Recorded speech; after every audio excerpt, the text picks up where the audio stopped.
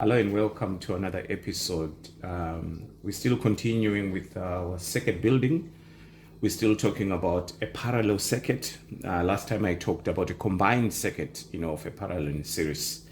So today I wanted to show some of the faults that you'll find, in a circuit, but I thought I should use the parallel circuit. So what I'm doing is I have about 10 faults that I want to give you, and out of those 10 faults, I want to believe that when you're working on a circuit, you're bound to maybe find one of them, be able to use these to be able to find what the cause of your faults on the car are. So let's start with, we want to close the switch. And when we close the switch, these lights should come on, okay? So when I close that switch, I have closed it. What I can hear, I hear a click of the relay. To know whether we're going to pick it up, maybe let me see with the... So I was saying that there is a click. I can hear that click. So in this case where you have the switch on and you have nothing working, totally nothing working. So the best principle in this case, always when you are working with electrics, you want to start with your source. That's where you want to go. Start with the source. And in this case, it's our battery. So when we come to our battery, this system is a 12-volt system, okay? So when we come to our battery and test the battery direct, we are on the battery. That's what we are doing here. We want to get 12 volts on this battery, then we know that the battery is fine, then we move on to other things. But if we go to the multimeter, zoom in more. Right, we have got 4.9 volts. This is a 12-volt system, okay? So when I have a situation like this, I'm directly on the battery, okay? So I'm not thinking about anything else. What I'm thinking here is my battery and the alternator. That's what I'm thinking. So in this case, with this problem, where your battery is low, we have about 5 volts. This is a 12-volt system. Do we have is this battery being drained? Is there something that is staying on, even when we have ignition system, off? So that's my line of thinking. But for me to prove that, I want to make sure that the source is up to spec. So what do? I'll charge this battery. I'll take my time to charge this battery. And yourself with the batteries, you have an inbuilt hydrometer, okay? And when it's green, it means that the battery is good. When it's dark green or black, it means that battery, it needs charged. When it's yellow, it means that battery is done. You need to throw it away. So you can use that as well, to make a determination. But I'll charge my battery to see, does it respond to charging? If it doesn't, then I'll replace it.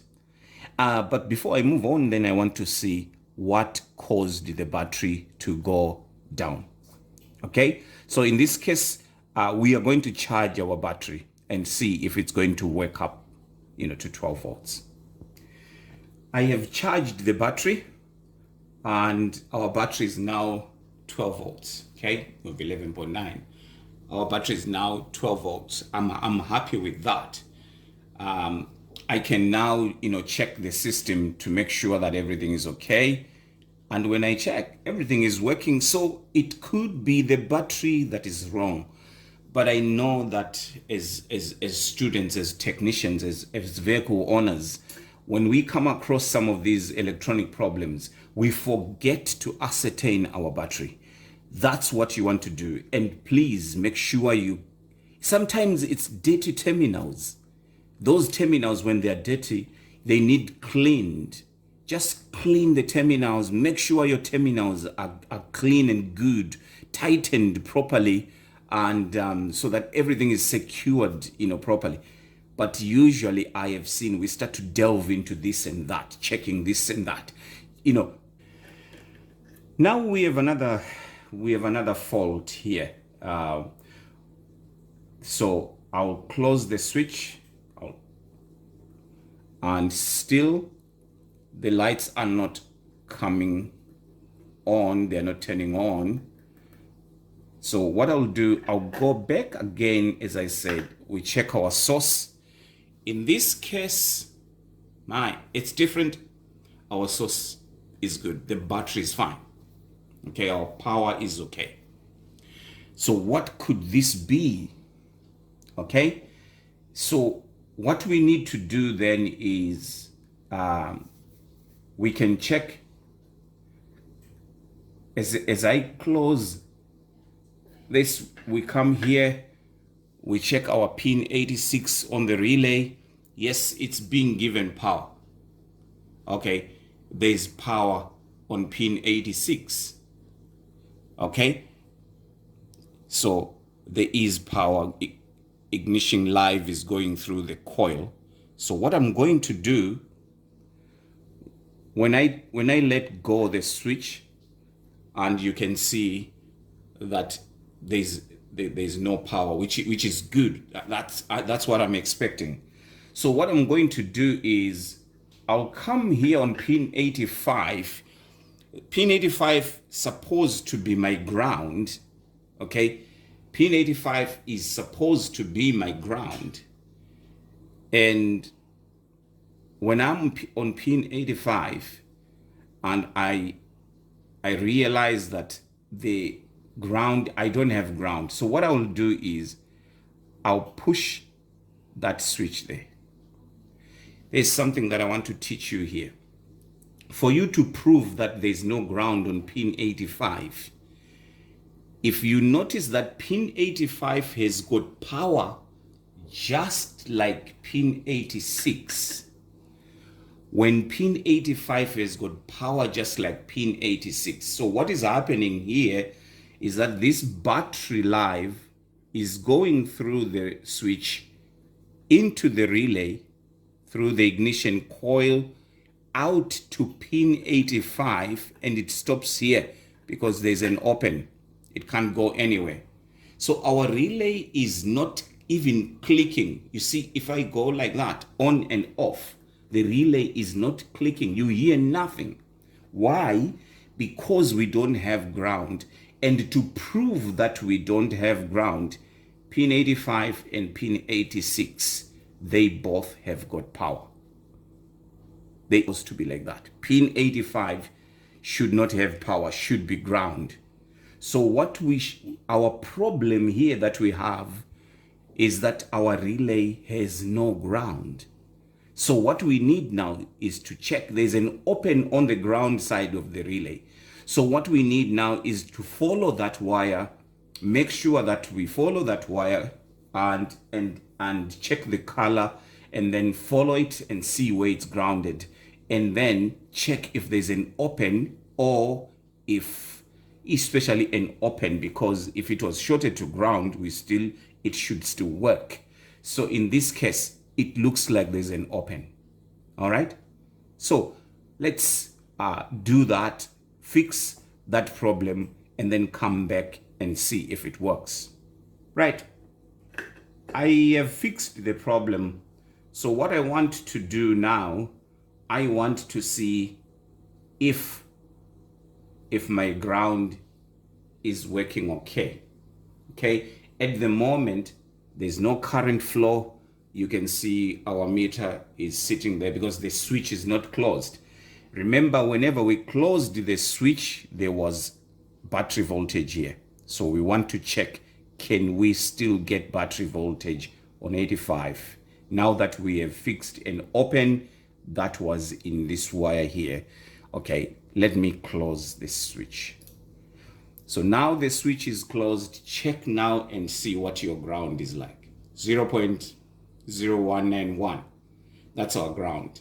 And to make sure that the ground is fine, to confirm that the ground is fine, our circuit is working okay. All right? So that's a good fix. Guys, this is not rocket science. Let's just follow these simple steps on a car. I'm doing it on an electronic board, but we do these things on a car. They just work like we are doing right here. Okay? So that's our fault number 2. Ground, relay ground open. The circuit does not work. It grounds the whole circuit completely. The relay does not click. Nothing works. So that's a good fix. Let's move on to the next problem. Great. Let's move on to our next fault. Now, let me close the switch again. So I have the switch closed. You can hear the click. You can actually hear the clicking. So our relay this time is clicking, but nothing is happening. The lights are not coming on still. Right. So whenever you have the relay clicking, but as usual, that relay will not click if we have low voltage. That clicking tells me that my ground and my power is okay, but I just don't want to assume that. I'll go and check my power. I'll check the battery voltage first. I've got my 12 volts. I'm happy with that. This sort of confirms that we have got enough juice in the battery. So what I'm going to do, I'll go to pin 86 and then I'll close the switch, and I've got my battery voltage there. I've got ignition live. Perfect. That's okay. And then I go to the ground side and then I check voltage again. Yes, you can see there's current flow there. That's why that relay is clicking. So we have got 2 parts of the relay now ascertained that they are okay. So the control side, which is 85 and 86, that's our control side of the relay. That's fine. That's working okay. So let's move on to the 2, pin 30 and pin 87. So if we come to pin 30, remember what I said in my previous video. When you come to pin 30 is battery permanent live. Whether the key is on or the key is off, this one should always give us 12 volts. But as you can see here, we have got 0 volts, yet I'm on pin 30. So what we need to do now, we want to check, because we know that the battery is good.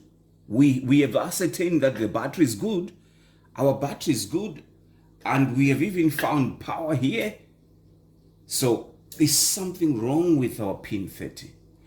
Okay, so what we need to do now, we want to go to that wire that comes to pin 30 and follow it to the battery. We want to follow that wire to the battery. There are 2 things here.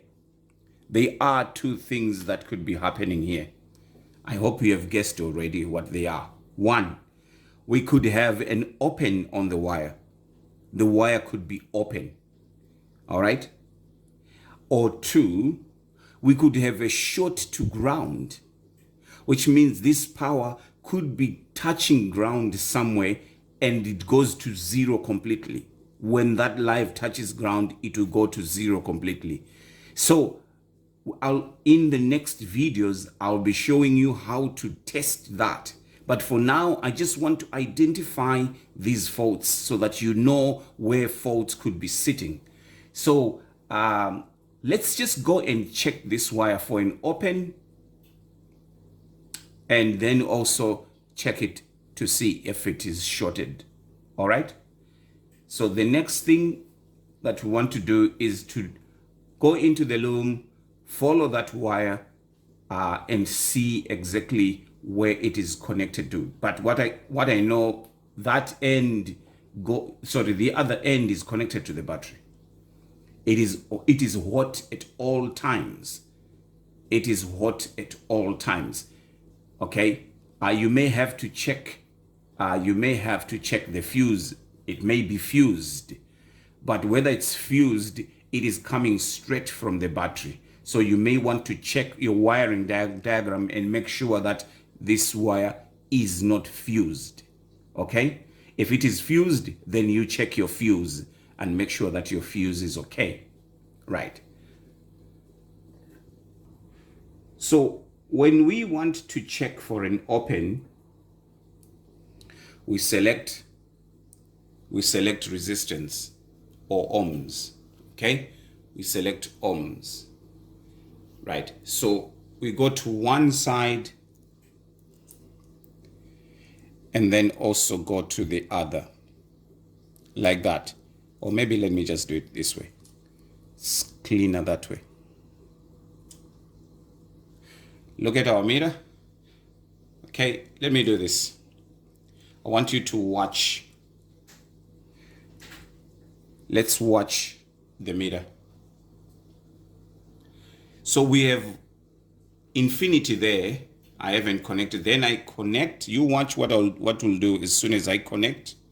That's me connected. So when you see that, you know then that this wire is not open. If it changes from infinity or over the limit, you know that this wire has continuity. Okay, it's not broken. It is not open.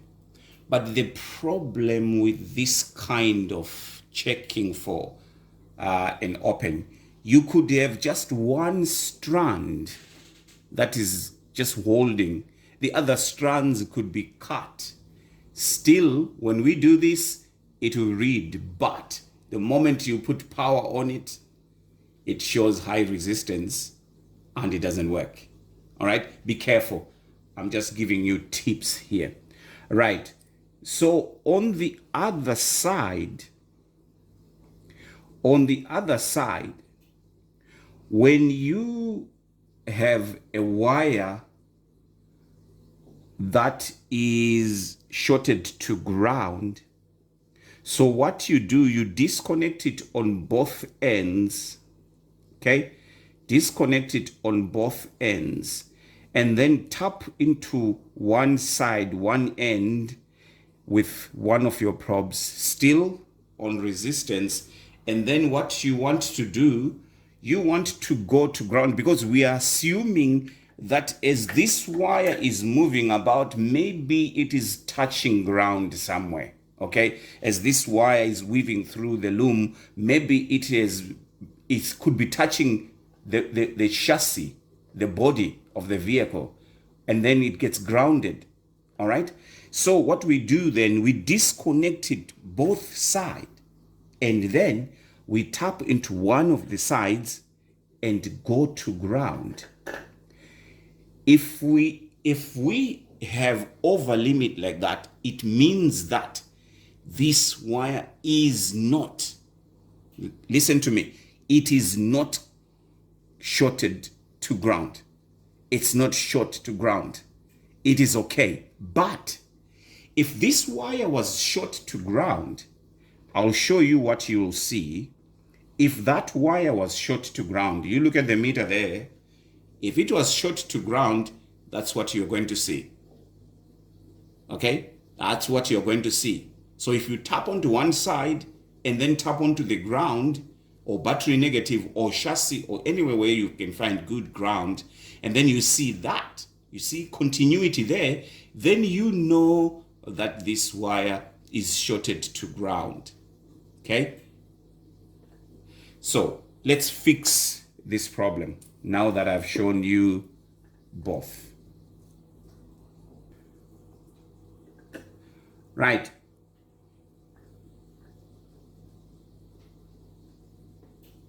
Oh dear. Yeah. This is what we do. I forgot to change. You do that with current. That's the end of your meter. It's gone. You don't want to check voltage when you're on current. But luckily I'm on resistance here. So now I've selected voltage. Okay? I'm selecting volts. Now I've fixed my wire. For those who had an open, you found an open and you fixed the open. For those who had a short to ground, you found a short to ground and you fixed that short to ground. Now let's test our work.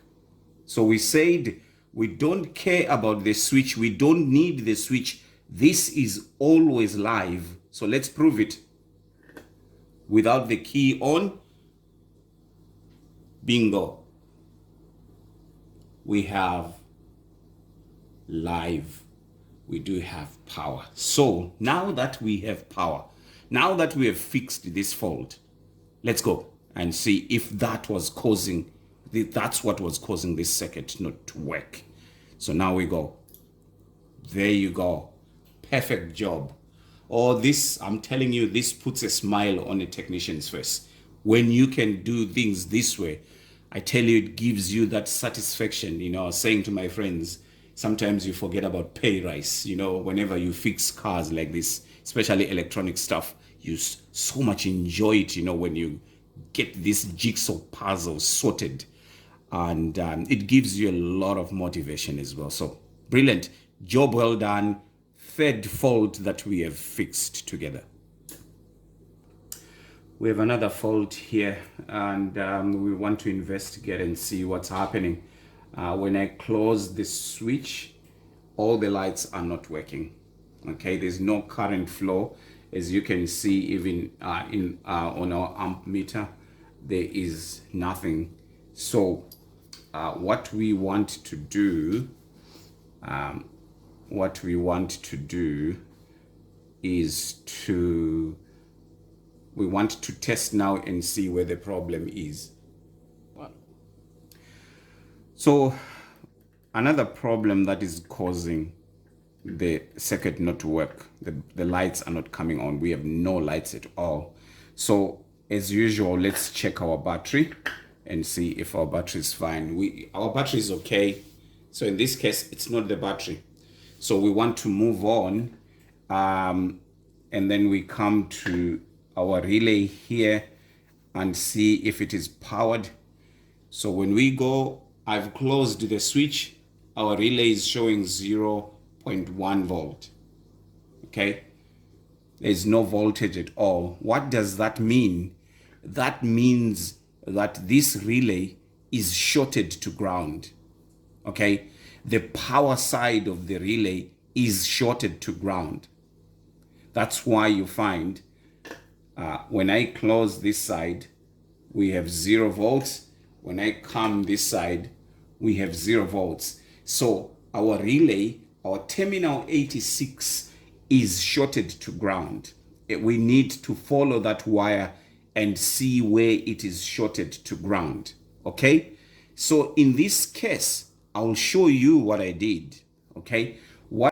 So here, I have the switch closed and we have no current flow at all. So we have proved that terminal 86 has been shorted to ground. Okay, so I'm gonna simplify this one. It's not as simple as this, but you want to find out whether your wire that comes to terminal 86, it is touching ground. When it touches ground, this is what happens. Your relay is grounded completely and it doesn't work.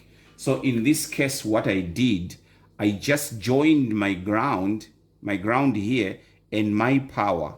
I just put that link there to join the two. So if I take that off, I have fixed the problem.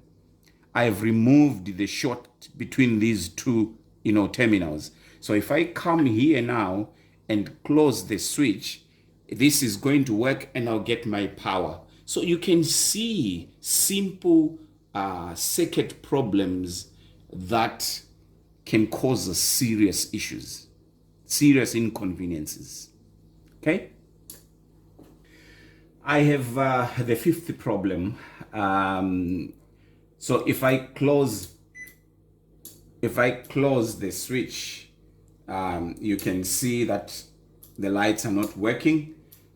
So if I check my battery is fine. If I go again, close the switch, check my relay is okay, it's clicking all right.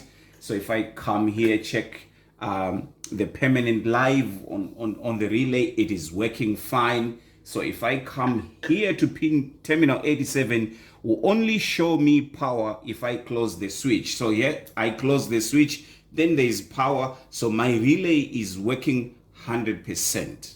All right. So my next point, I should have power here. When I close the switch, yes, I do have power. So my next point, so I'm following the line here. Okay. This is elimination. This is a process of elimination. So my next point, I should have power everywhere from here, and there. I should have power. So when I come here, close the switch, I have no power.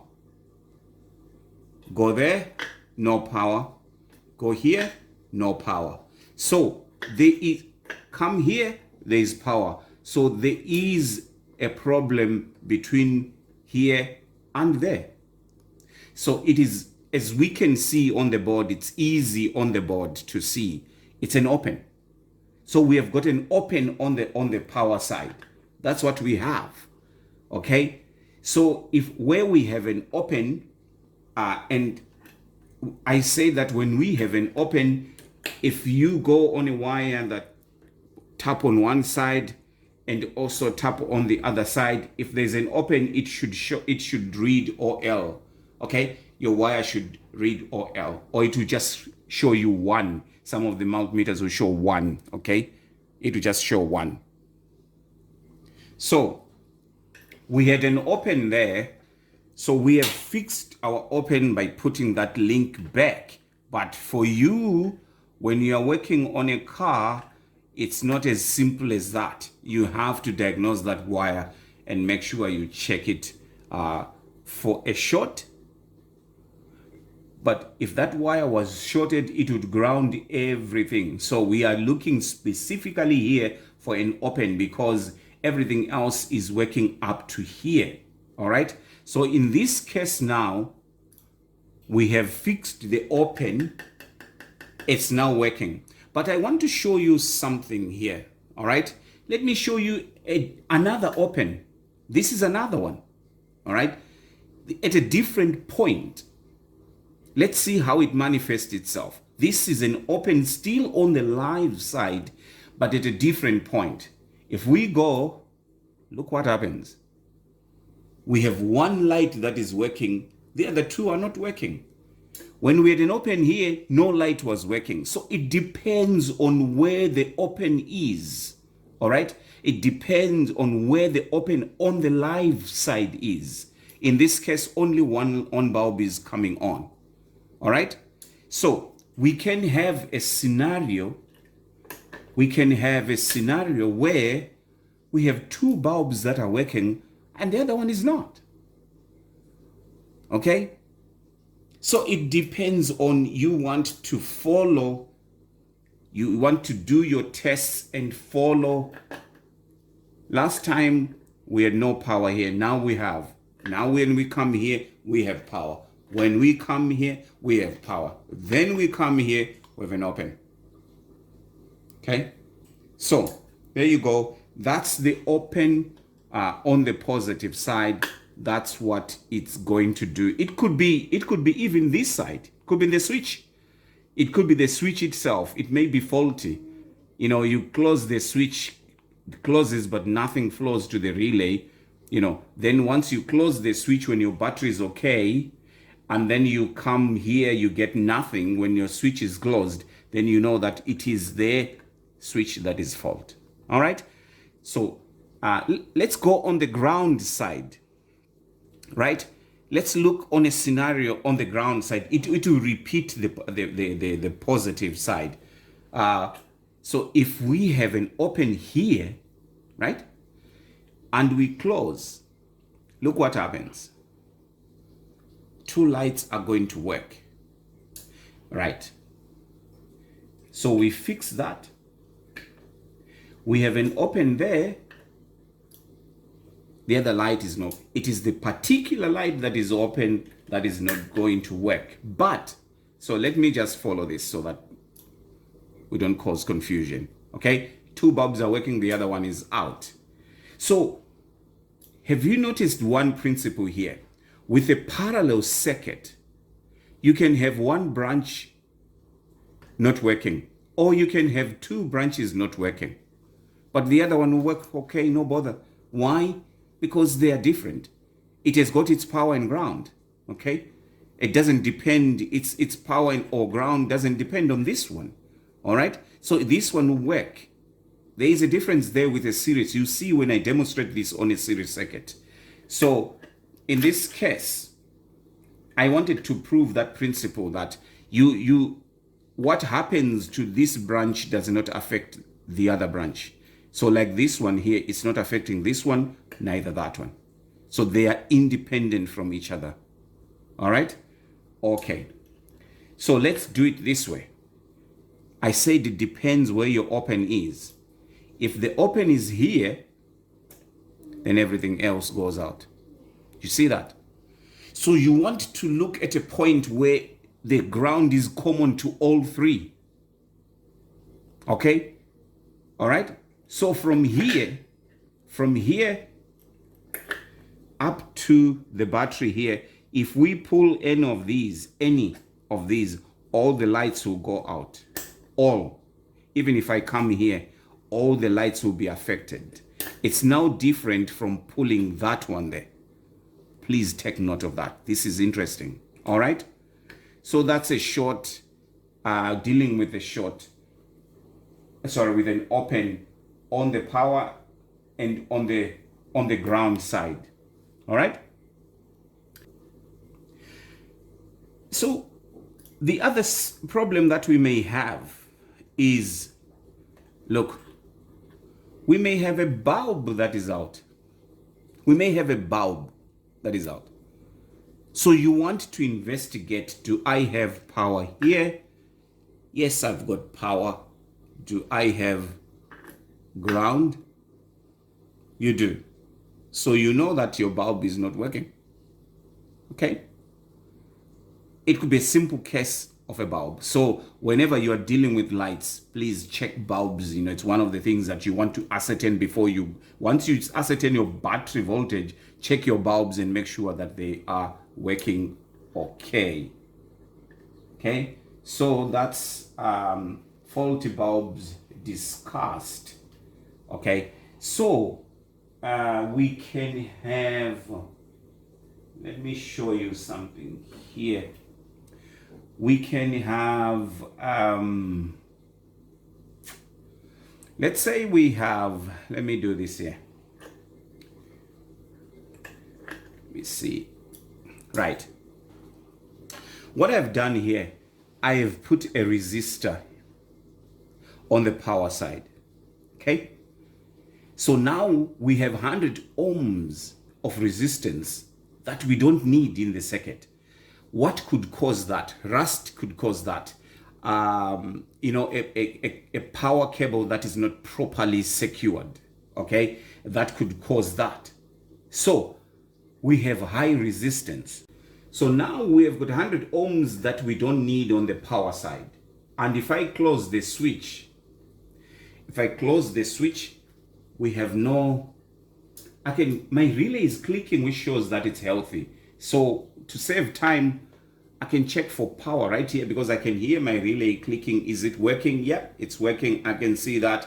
And then I come here Yeah, there's nothing wrong.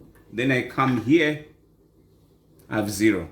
So I know that between these two here, okay, either I have got an open, I showed you an open here. This time it's not an open. This time the wire, the link is there, but there is a high resistance. We have high resistance this time. Okay, so watch out for these things. So your resistance will affect your current straight away. It will just, as you can see here, look at our meter, 0.1 of an amp, okay, with that high resistance, just 0.1 of an amp. So if I remove that and fix that problem, look at that. Now we have got 1.2, something amps flowing in the circuit. So do you see that resistance affects current? It doesn't affect our voltage because we still had 12 volts up to here. But when we got here, we had a sort of an open because of the high resistance. So high resistance affects your current. It just draws your current down, okay? So that's the high resistance. So it depends as well where you have the high resistance. It depends where your high resistance is. In this case, it moved from there to here, so it will affect these two bulbs, okay? If I go and put high resistance here, okay, let's put our high resistance here, it will affect this branch and these two will work. So it depends where you have the high resistance. It's the position that will determine which lights are going to work. You can see there's a flick of a light there. See that? Look at that. It's trying to come on, but this is too much for it. Okay, it's not that it's dead completely. It's trying to come on. There is a little bit of current flowing through, but it's not enough. So there you go. So that's high resistance on the live side. Okay, so what we want to do now, let's move that high resistance. Does it affect ground? That's a question that one can ask. But does high resistance affect ground? Okay, let's see. It's on the ground side. Guys, this is power side. Once we come to that side of the bulb, we are on the ground side, this side, okay? We are connected to the negative. Power just moves, stops here. Comes in here, your voltage is consumed. By the time it gets here, we expect it to be 0. But anyway, there'll be a little that will trickle out. So you can get about 300 millivolts. It's still fine. Up to 500 millivolts, it's all right. So yes, millivolts, yes, it's still fine. So now we are on the ground side. We close our switch. Depending on the position, this is now affected. See that? So if we then come here, okay, if we then come there, because of the position of high resistance, now it's affecting all three. So you can see that high resistance in a circuit is not desirable, okay? That causes the current to go down drastically, okay? So high resistance on the negative side, the effect of it, as you saw, that whenever we had it here, there was power that was trying to move in. High resistance on the negative side, if it's left for a long time, it can actually melt. You will find that it will melt the load, okay? It will melt the load. It's not a short, but it's high resistance on the ground side. It usually causes, I've seen on bulbs, it will just bend the holder completely until you've got just, those connectors, the metal connectors left.